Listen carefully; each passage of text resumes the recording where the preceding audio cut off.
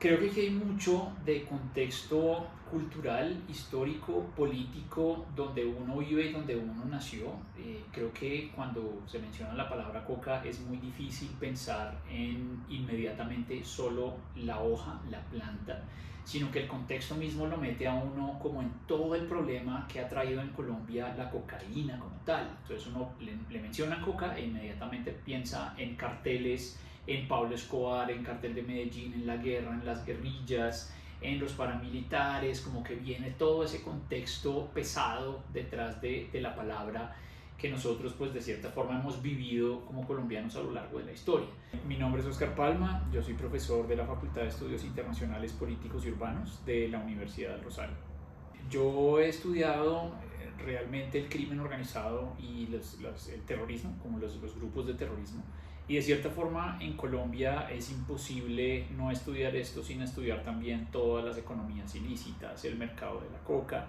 Y ahí termina uno, por supuesto, discutiendo también todas las sustancias psicoactivas, las regulaciones. La diferencia entre la coca y la cocaína está prácticamente basada en la diferencia entre la planta, que sería como la materia prima para la elaboración de la cocaína, y la cocaína, que ya es un producto que a través de un proceso largo de utilización de químicos y demás, pues se utiliza para sacar algunos alcaloides de la planta y generar pues el narcótico que conocemos todos en el mundo.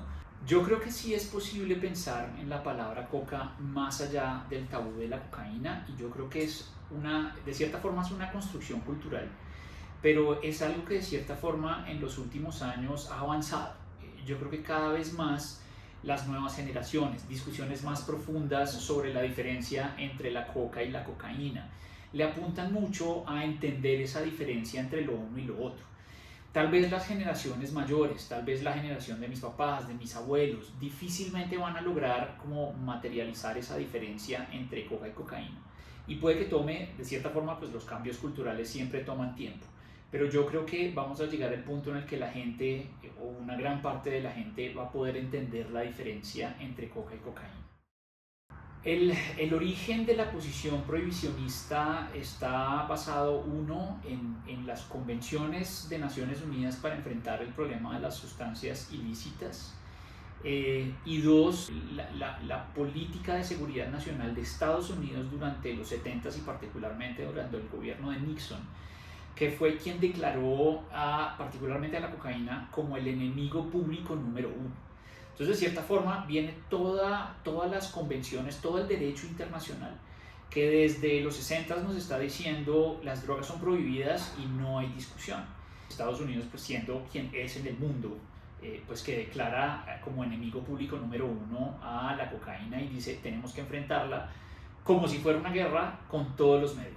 Y digo como si fuera una guerra porque literalmente es metiéndole ejércitos, metiéndole policía, metiendo a la cárcel a las personas que consumen, trafican y demás. Y Colombia, pues de cierta forma también influida por Estados Unidos, gobierno de Nixon, pues declara o se alinea con esta idea de la prohibición absoluta de las drogas. De cierta forma es un poco resultado de las perspectivas morales de las diferentes sociedades en el mundo, y muy reforzada por el interés nacional de Estados Unidos. Yo creo que la guerra contra las drogas en efecto ya fracasó, y no es solamente una opinión personal. Presidentes, premios Nobel de Economía lo han dicho ya claramente. La prohibición no es la forma de discutir el problema de las drogas a nivel global. De cierta forma, la idea de la prohibición como que va en contravía con la naturaleza humana, podría uno decir. No podemos negar, el ser humano, por las razones que sea, está dispuesto a experimentar cosas, a consumir diferentes productos, de cierta forma a tratar un montón de cosas que lo van a llevar a experiencias diferentes.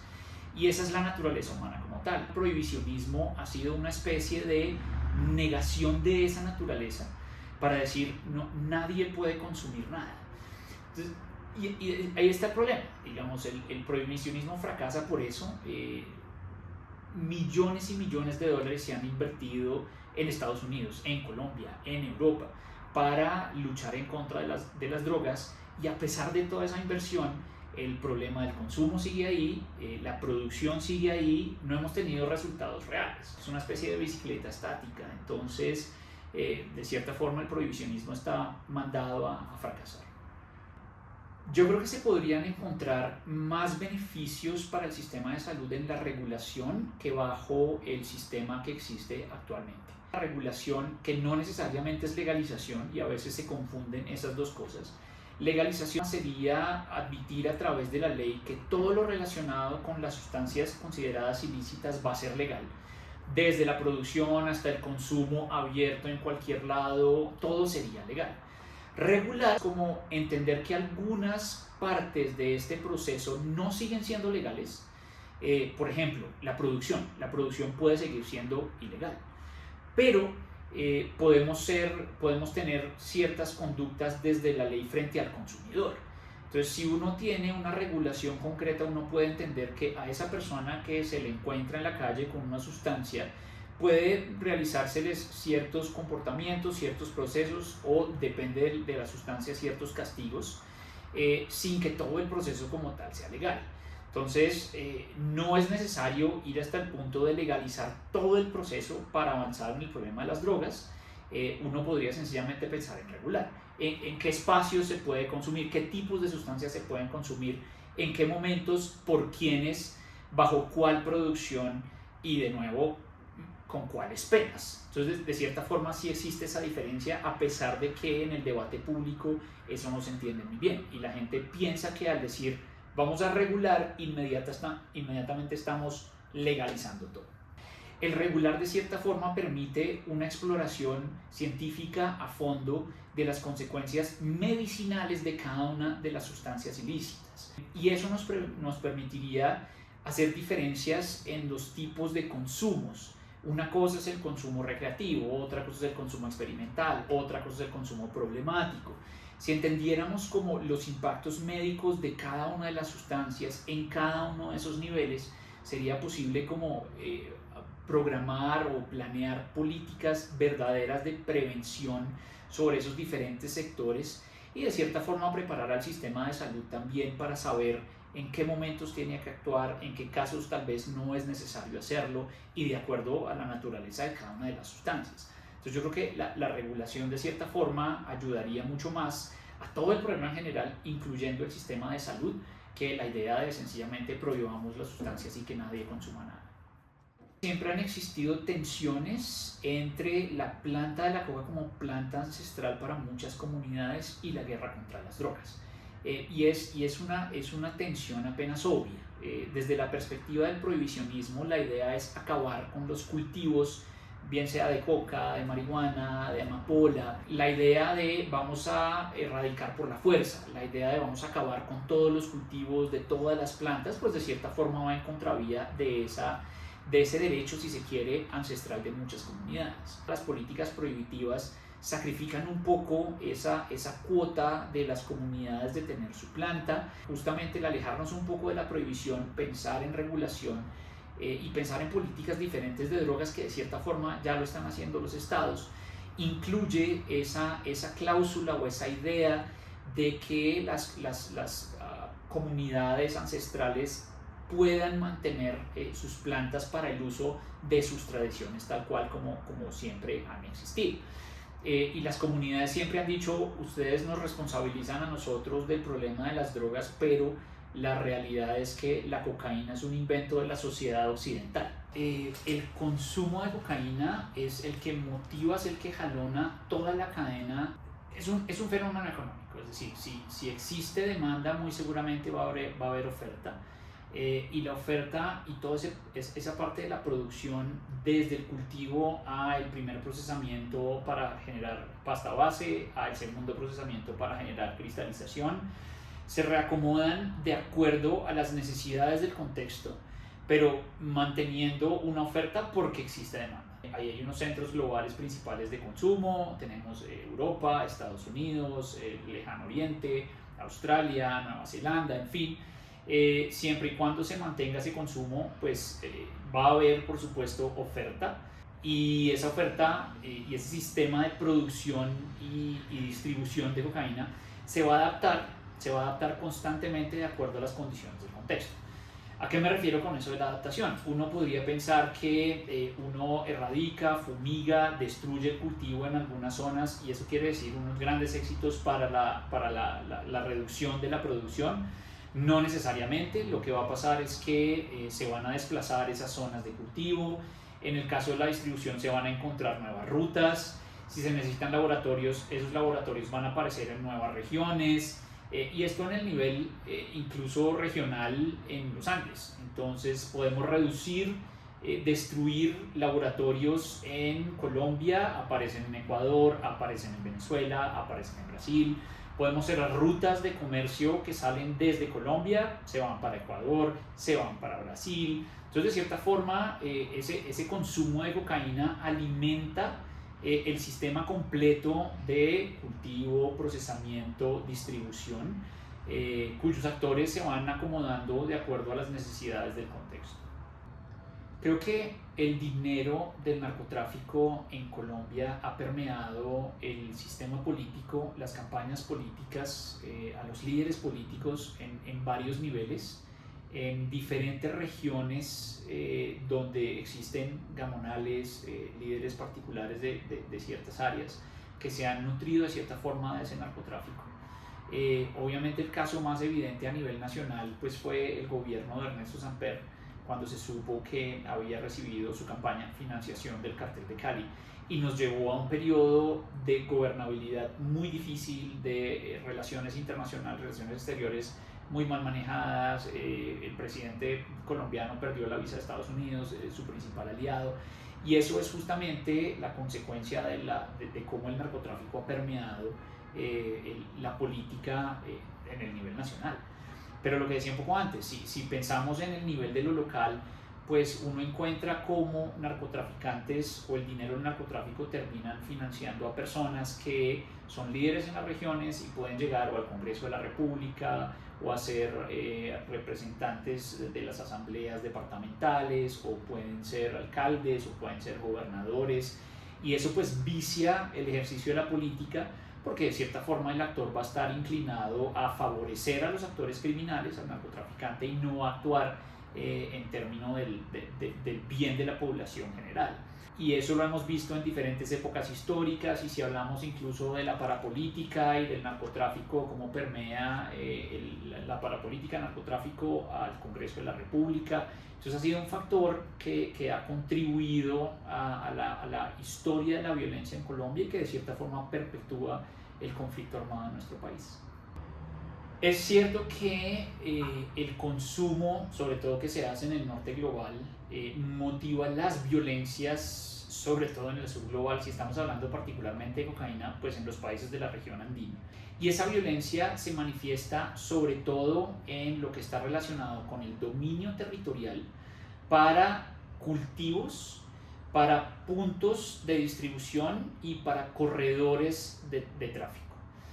Y más allá de las fronteras de los países andinos, si uno va a Centroamérica, México, etcétera, incluso Europa, si uno va a Italia, al Mediterráneo, en fin, pues también existen unas violencias que están asociadas a el dominio de las rutas más allá para poner los productos en el mercado final. Entonces digamos que nosotros en los países productores podemos evidenciar fácilmente esas violencias en regiones en donde el grupo A y el grupo B están luchando encarnizadamente por el control territorial, y ese control territorial implica por supuesto la zona de cultivo, el procesamiento, los laboratorios y demás. Pero más allá de eso, pues las rutas saliendo desde América Latina por el mar, por el aire, como sea, pues ahí también hay unas violencias que se expresan por el tratar de obtener ese dominio del tráfico, que es donde existe la parte de mayor ganancia en todo el sistema de producción y tráfico. En el hecho de darse regulación, sería muy difícil prever si tendríamos cambios en los puntos de violencia, porque no sabríamos qué sustancias están siendo reguladas, bajo qué preceptos están siendo regulados. Hay regulaciones, como lo decía anteriormente, donde se regula la parte del consumo pero no de la producción. Entonces de cierta forma es como la producción sigue siendo ilegal, sigue habiendo luchas entre los actores armados, por lo tanto la violencia sigue estando allí. Entonces depende mucho de qué es lo que se está regulando, hasta dónde estamos llegando con la regulación para ver si hay unos cambios profundos en esas violencias. Pero el problema muy claro es que tiene que ser una discusión a nivel global, es decir, no puede ser solamente Bolivia o Perú o Colombia diciendo vamos a regular esta parte del problema, porque es global el fenómeno, es decir, el consumo está afuera, las rutas por lo tanto terminan siendo ilegales en muchas partes del mundo, entonces realmente tiene que ser un proceso global y depende mucho de qué es lo que se regule, cuáles sustancias se regulen, cómo se regulen, que esas violencias pueden disminuir o incluso crecer. Cuando, por ejemplo, en legislaciones en donde se deja una pequeña parte de la producción, como se permite un porcentaje pequeño de cultivo para todo este tipo de productos diferentes a la cocaína, ahí estamos permitiendo un cultivo bajo ciertas producciones, ahí digamos podríamos no necesariamente tener violencia, pero el problema es que el resto del cultivo en todo el país pues sigue siendo ilegal, por lo tanto llamar a los actores armados a seguir peleando por el dominio territorial. El componente moralista es uno de los principales elementos del prohibicionismo a nivel global. La decisión de prohibir las sustancias ilícitas, más que ser una decisión médica o científica, es una decisión moral.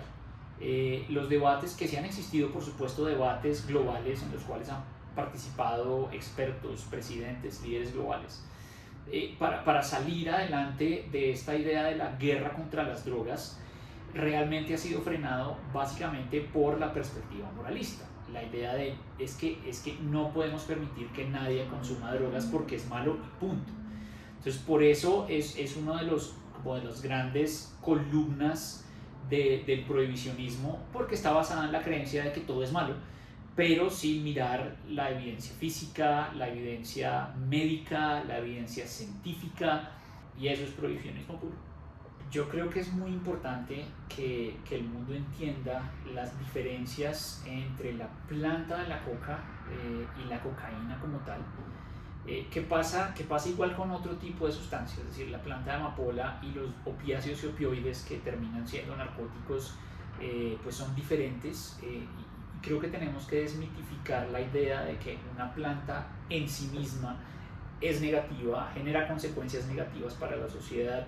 Sería muy bueno que la opinión pública entendiera esa diferencia y que pensara en la posibilidad de formular política pública entendiendo esa diferencia como tal, respetando mucho los derechos tradicionales de las comunidades y salvaguardando también la investigación científica y médica. Es que las plantas, la coca, la amapola, en fin, la marihuana, la planta de marihuana, pueden tener también una serie de usos científicos que traerían muchas ventajas a la sociedad.